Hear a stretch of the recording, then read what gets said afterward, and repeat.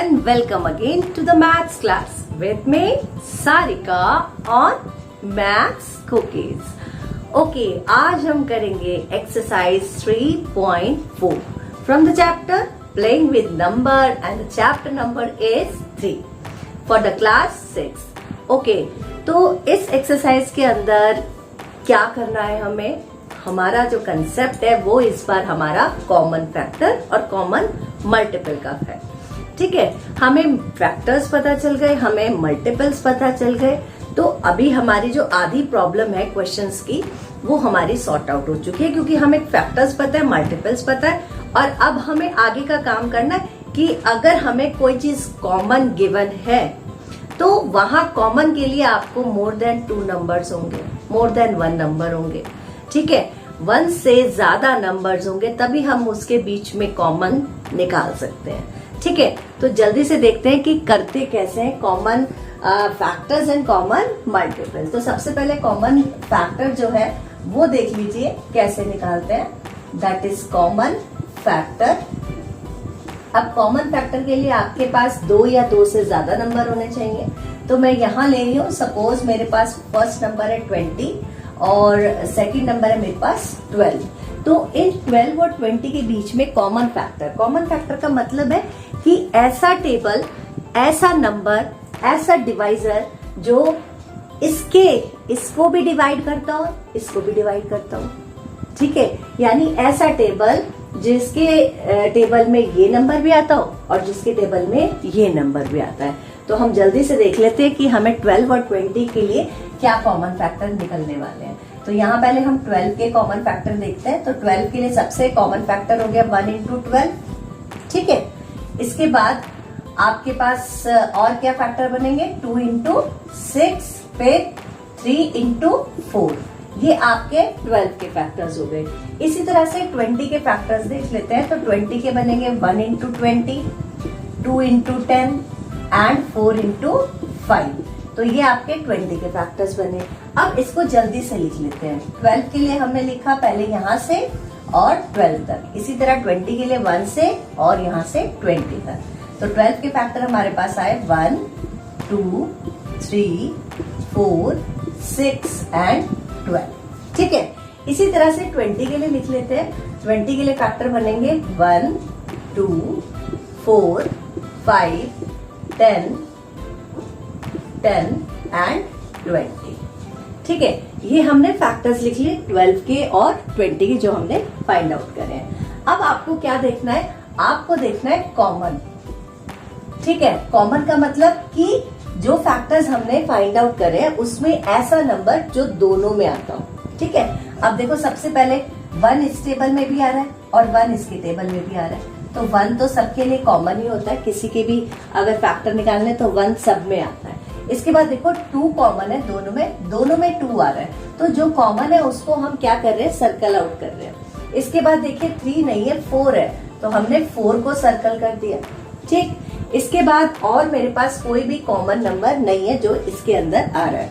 तो यहाँ मेरे पास जो कॉमन बने, तो कॉमन फैक्टर्स क्या बने? Common factors of 12 and 20 are 1, 2 and 4. तो ये जो बना आपका, ये आपका बनेगा आंसर. तो इसी तरह से यही मेथड है आपका कॉमन फैक्टर का. आप इसी तरह से निकालेंगे कॉमन फैक्टर. अभी चलते हैं कॉमन मल्टीपल्स की तरफ. तो कॉमन मल्टीपल्स में आपको सिर्फ क्या करना है? टेबल आगे रनिंग करना है. जिसका भी आपको कॉमन मल्टीपल पूछा है तो उसके लिए आप टेबल लिखेंगे. तो जल्दी से एक एग्जाम्पल देख लेते हैं. तो यहाँ देखो common multiple, that is common multiple. ठीक है, तो ये आपके पास, मेरे पास नंबर है सपोज 5 और ले लेते हैं 4. इसका कॉमन देख लेते हैं, कॉमन मल्टीपल्स इसके कौन कौन से आएंगे. तो सबसे पहले 5 के मल्टीपल्स लिख लेते हैं, मतलब 5 का हम टेबल लिखते हैं. तो यहाँ से आ जाएगा 5 के मल्टीपल आएंगे 5, then 10, then 15, then 20, then 25, 30, 35, 40, 45 and so on. ठीक है, इसी तरह से 4 के लिए भी लिख लेते हैं. यहाँ से आ जाएगा 4, 8, 12, 16, 20, 24, then 28, then 32, 36 and 40 and so on. ठीक है, अब यहाँ से हमें कॉमन मल्टीपल्स निकालने हैं। हो सकता है वो आपसे कहे कि 2 निकाल दीजिए, हो सकता है 3 निकाल दीजिए, तो जितने भी कहते हैं वो यहाँ से हमारे निकलने वाले हैं। अब देखिए, आपने जो ऊपर मल्टीपल लिखे हैं 5 के और नीचे 4 के लिखे हैं, इसमें से कोई ऐसा नंबर है जो दोनों की टेबल में आता है। चेक कर लेते हैं जल्दी से। देखिए, ये 20 और 4 के टेबल में भी आता है और 5 के टेबल में आता है। तो 5 4 से 20 होता है, तो दोनों में 20 आ गया। इसके बाद जो बनेगा वो बनेगा, देखो 5 8 40 एंड 4 10 40। दूसरा मल्टीपल क्या बना? 40 बना। तो हमारे पास जो कॉमन मल्टीपल आएंगे, कॉमन मल्टीपल के लिए हम सीएम लिख देते हैं, दैट इज 20 40।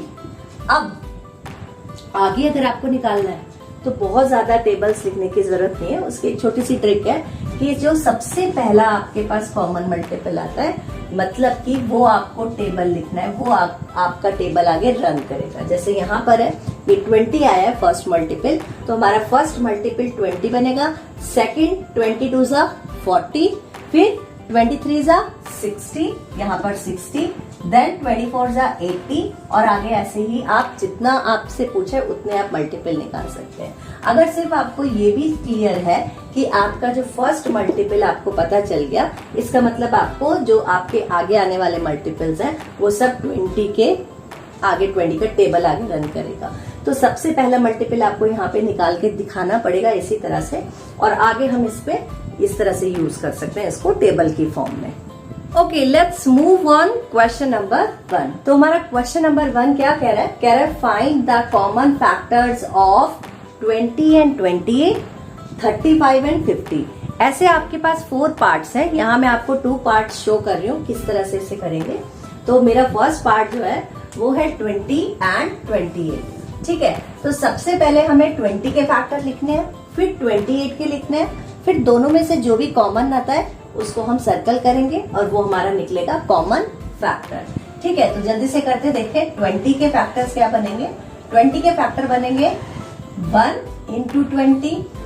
ठीक है, इसके बाद बनेगा मेरे पास 2 इंटू 10, देन 4 इंटू 5। ठीक है, आपके 20 के फैक्टर्स बने, ये नंबर बने यहां से यहां तक। तो आपके फैक्टर बनेंगे 1 2 4 5 10 एंड 20। ठीक है, इसी तरह से हम 28 के लिए भी लिख लेते हैं। तो 28 देखते हैं किस किस के टेबल में आता है। सबसे पहले 1 इंटू 28, फिर 2 के टेबल में आएगा 2 इंटू 14, फिर 3 में नहीं आता, 4 में आता है 4 इंटू 7। अब आगे किसी की टेबल में नहीं आता है। ठीक है, तो हम इसके भी फैक्टर्स लिख लेते हैं। हमारे फैक्टर बनेंगे 1 2 4 7 14 एंड 28। अभी हमने दोनों 20 के और 28 के फैक्टर्स लिख लिए हैं। ठीक है, अभी क्या करना है, हमें दोनों में से कॉमन नंबर निकालना है। तो यहाँ लिख लेते हैं, ऐसे करते हैं 20 के फैक्टर लिख लेते हैं 1 2 4 5 10 एंड 20, और यहाँ से 28 के फैक्टर लिख लेते हैं, दैट इज 1 2 4 7 14 एंड 28। अब यहाँ से हम सॉर्टिंग करते हैं जो हमारे कॉमन नंबर है। पहला नंबर हमारा 1 निकलेगा क्योंकि 1 is the common factor of all the numbers. इसके बाद देखो 2 हमारा कॉमन है, इसमें भी और इसमें भी है, इसलिए इसको सर्कल आउट कर दिया। फिर आपका 4 कॉमन है, इसमें भी है इसमें भी है। आगे कोई भी कॉमन नंबर नहीं है जो दोनों में आ रहा है। तो जो हमारे कॉमन फैक्टर बने, कॉमन फैक्टर को हम CF लिख सकते हैं। Common factors are 1 2 and 4। तो ये आपका बनेगा आंसर 1 2 एंड 4। चलिए अभी देखते हैं सी पार्ट पे 35 एंड 50 है। तो सबसे पहले 35 के फैक्टर लिख लेते हैं। 35 के फैक्टर बनेंगे 1 इंटू 35, देन 5 इंटू 7। और 35 किसी की टेबल में नहीं आता है। 1 की टेबल में आता है, 5 की टेबल में आता है, 7 की टेबल में आता है और फिर 35। तो इसके फैक्टर्स हमारे यहाँ से यहाँ बनेंगे, दैट इज क्या बना 1 5 7 एंड 35। इसी तरह से 50 के लिए लिख लेते हैं। 50 के लिए बनेंगे 1 इंटू 50, 2 से 2 इंटू 25, 3 से नहीं, 4 से नहीं, 5 से 5 इंटू 10, ठीक है। 6, 7, 8, 9, इसके बाद और कोई फैक्टर नहीं बनेंगे।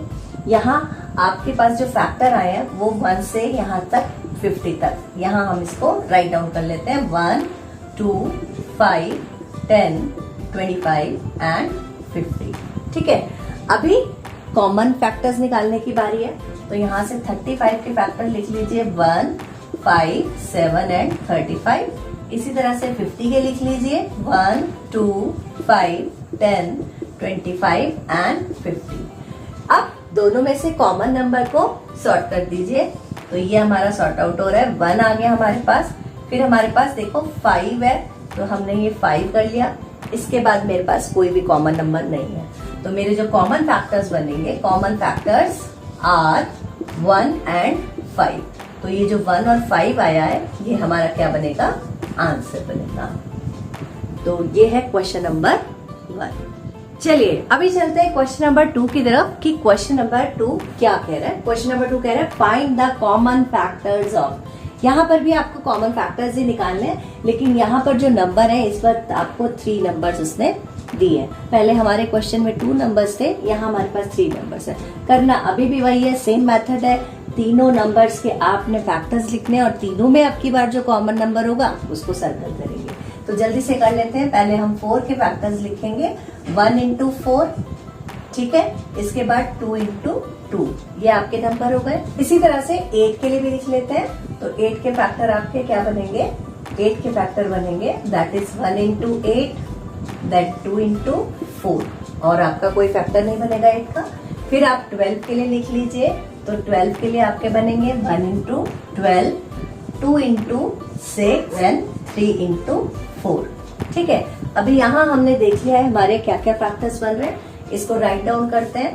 4 के लिए आपके फैक्टर आए हैं 1 से यहाँ से 4 तक, 8 के लिए 1 से 8 तक यहाँ, और यहाँ 12 के लिए 1 से 12 तक। तो इसको लिख लेते हैं इसी सीक्वेंस में 1, 2 एंड 4, ठीक है। अभी 8 के लिए लिख लेते हैं 1, 2, 4 एंड 8, ठीक है। अभी 12 के लिए लिखते हैं, 12 के लिए आगे आपके पास 1, 2, 3, 4, 6 एंड 12, ये आपके बन गए फैक्टर्स जो हमने निकाले हैं। अब हमें क्या देखना है, अब हमें ये देखना है जहां हमने पहले 2 नंबर्स के लिए किया था, तो हम उस नंबर को देख रहे थे जो दोनों में आ रहा है, लेकिन अभी हमारे पास 3 नंबर्स गिवन है, तो हमें वो नंबर फाइंड आउट करना है जो तीनों में आ रहा है, तो यानी कि जो तीनों में कॉमन है। तो यहाँ से देखो 1 कॉमन हो गया सबके लिए, 1 तो हमेशा ही आएगा। इसके बाद देखिए 2 कॉमन है, तीनों में 2 आ रहा है, इसमें भी और इसमें भी। इसके बाद मेरे पास एक 4 नंबर बन रहा है जो तीनों में कॉमन है, तो ये हमारा कॉमन निकल गया। 4 इसमें भी है, 8 में भी है और 12 में भी है। 4 के टेबल में 4 आता है, 4 के टेबल में 8 आता है, और 4 के टेबल में ही 12 आता है। तो हमारे जो कॉमन फैक्टर्स बने, common factors are that is 1, 2 and 4, ये बनेगा आपका आंसर। ये है क्वेश्चन नंबर 2। अभी देखते हैं क्वेश्चन नंबर 3। तो क्वेश्चन नंबर 3 है find the first 3 common multiples of. अब इस क्वेश्चन में आपको कॉमन मल्टीपल फाइंड आउट करना है। तो कॉमन मल्टीपल के लिए मैंने आपको पहले ही बताया था कि जो नंबर आपको गिवन है, the numbers which is given to you, उनके आपको क्या लिखने हैं, टेबल लिखने हैं, ठीक है। तो यहाँ से हम 6 का टेबल लिखते हैं। 6 1 = 6, 6 2 = 12, 6 3 = 18, 6 4 = 24, 6 5 = 30, 6 6 = 36, 6 7 = 42, 6 8 = 48, 6 9 = 54, 6 10 = 60 एंड आगे सो ऑन। सो ऑन के लिए मतलब आगे भी है हमारा, हम आगे नहीं लिखेंगे, इसी तरह से आगे भी करना है। इसी तरह से 8 का भी लिख लेते हैं। तो 8 के लिए बनेंगे हमारे पास 8 1 = 8, 8 2 = 16, 8 3 = 24, 8 4 = 32, 8 5 = 40, 8 6 = 48, 8 7 = 56, 8 8 = 64, 8 9 = 72, 8 10 = 80 एंड सो ऑन, ठीक है। अभी हमने 6 के लिए भी टेबल लिख लिया, 8 के लिए भी टेबल लिख लिया। अभी हमें क्या करना है, अभी हमें देखना है कि ऐसा नंबर जो दोनों की टेबल में कॉमन है। तो जल्दी से देख लेते हैं। यहाँ से मेरे पास 24 मुझे दिख रहा है कि 24 इसमें भी है और 24 इसमें भी है। तो 6 की टेबल में भी 24 आता है, 8 की टेबल में भी 24 आता है। नेक्स्ट नंबर डेफिनेटली हमारा 48 बनेगा, क्योंकि ये देखो 48 6 की टेबल में भी आता है और 48 जो है वो हमारा 8 की टेबल में भी आता है। तो हमें उसने कितने बोले हैं, फर्स्ट 3 बोले हैं, 2 हमारे निकल चुके हैं। अब पहला जैसे ही कॉमन मल्टीपल्स आता है, कॉमन मल्टीपल आर 24, देखो पहला निकल गया। इसका मतलब जो भी कॉमन मल्टीपल जो आपका फर्स्ट कॉमन मल्टीपल है, यानी आगे वाले जितने मल्टीपल्स आएंगे वो सब इसके टेबल होंगे। तो 24 वन जा 24 आ गया, देन 24 टू जा 48 होता है, देन 24 3 जा दैट इज 72।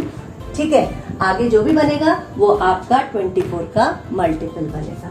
आपको अगर फर्स्ट मल्टीपल पता चल गया है तो आगे के मल्टीपल्स के लिए आपको जरूरत नहीं है कि आप बहुत सारे मल्टीपल्स लिख के उसको फाइंड आउट करें। आप यहीं से इसको लिख सकते हैं। पहला मल्टीपल जो है उसी का आगे टेबल रन होता है। तो 24 वन जा 24, 24 टू जा 48, 24 3 जा 72, और आगे भी अगर आप निकालना चाहते हैं तो इसी तरह से निकाल सकते हैं।